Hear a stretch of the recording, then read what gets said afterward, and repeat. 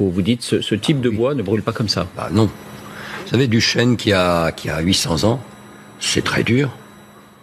Essayer d'en faire brûler, enfin moi j'ai jamais essayé.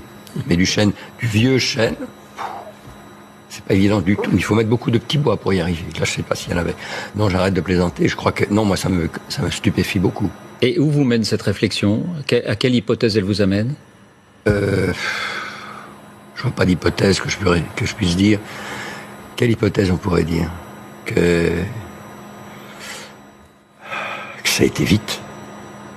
Qu'on aurait pu faire autre chose pour que ça n'aille pas aussi vite.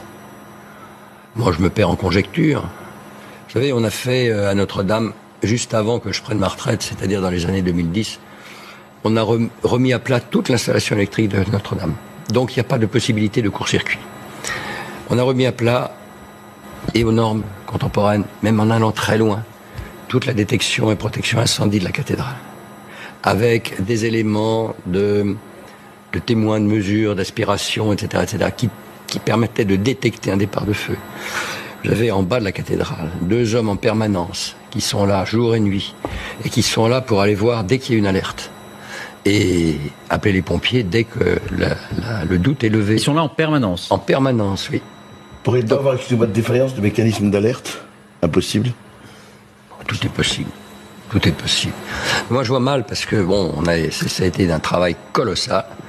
Et puis, vous savez, c'est comme dans tous ces chantiers de monuments historiques, surtout à Notre-Dame, on a un encadrement technique, normatif, de contrôle, etc., qui est considérable, qu'on ne voit nulle part ailleurs, qui est considérable. Donc là, je veux dire que je suis quand même assez stupéfait.